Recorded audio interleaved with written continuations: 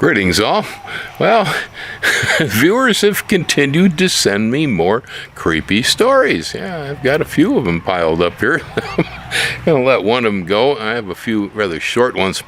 Now, this one came from a lady here who actually has the same last name I do. It's same spelling.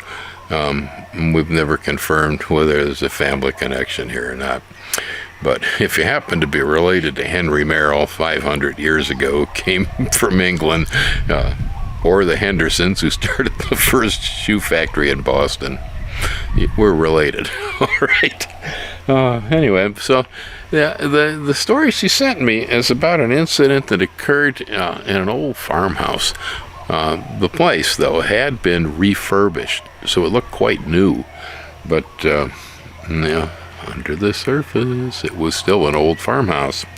It had the original stairs, I guess, which were pretty tiny. I didn't waste any lumber on them in them days, and they creaked badly. So the place, despite the new refinishing, had a somewhat creepy atmosphere. Kind of always felt there was something following you around.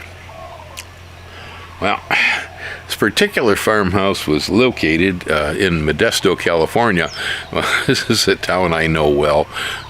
Ellen's parents live there. Her sister lives there, etc., etc. Not one of my favorite places. Well, but whatever. Well, the viewer recalls that the date was sometime in 1978. That she was staying with family at this particular house and had been sleeping in a guest bedroom. This is where she experienced a nightmare that came alive. At first, she couldn't wake herself. But when she did finally come to wake, she found she was frozen, unable to move, and staring at a disembodied head floating around the room. She says it was watching me, but I was still unable to move a muscle. The specter had black hair that appeared to be dripping blood, and it was running all over the face. Pretty horrifying. Well, she tried to move, but she couldn't. She tried to scream. No sounds came out. She eventually broke free of the frozen state, jumped out of the bed, and ran right past the bloody head to get help from the people downstairs. Okay. She said the face appeared in a dream first, but remained while she was awake.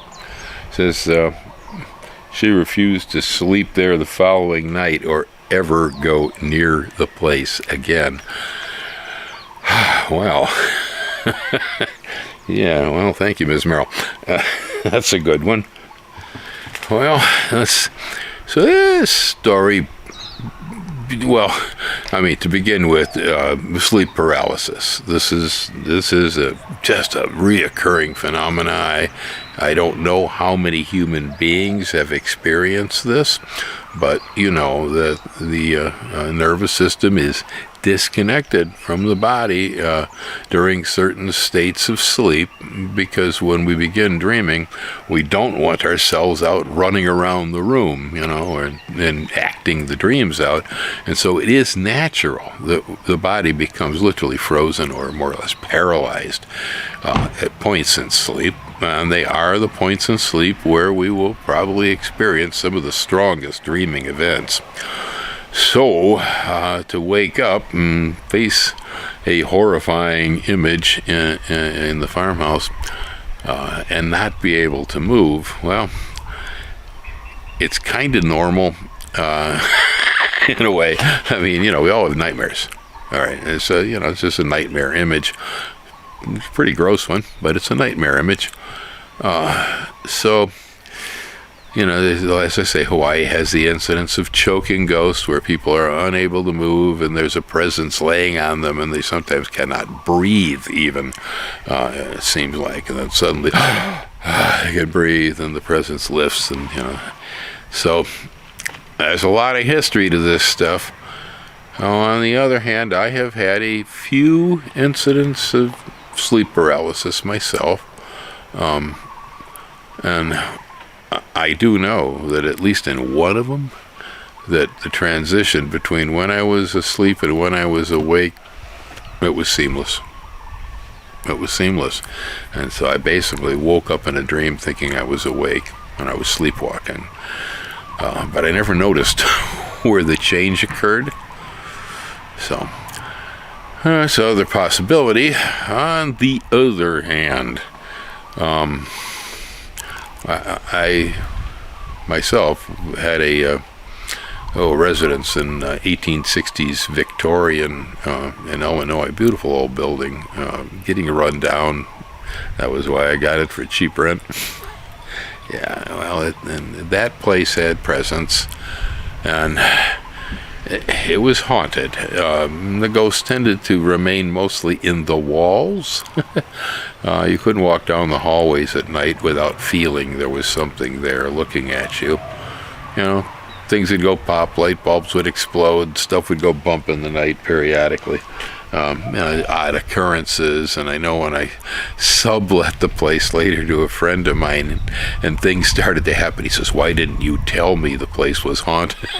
So I had second-party verification on the haunt, but that particular haunt, it came to me in a dream as like a mist or smoke surrounding me on the bed, and I started choking. That's a choking ghost thing in the dream, and it was night after night that would happen, and then one night it happened, and I realized that the ghosts were in the walls, and it's another long story. I believe I probably told it before, but in that case, the entities had long since lost human form. I believe as you remain a ghost long enough, anything goes, right? It's a Beetlejuice sort of situation. They're non-human, become monstrous. Well, and sometimes they get an attitude towards the living. This lady's bleeding face apparently had some kind of issues. Okay, there's another ghost story for Halloween. Welcome to October. It's fall, folks. I hope all's going well at your house, that you're going to be able to have some trick-or-treaters coming around enjoying candy. Yeah. Well, Gracie Cat came up and says, "Bill, are you telling them spooky stories again? Can we do cat videos?" she says. Nah, Gracie. I got a few more stories here. Hang loose. Aloha.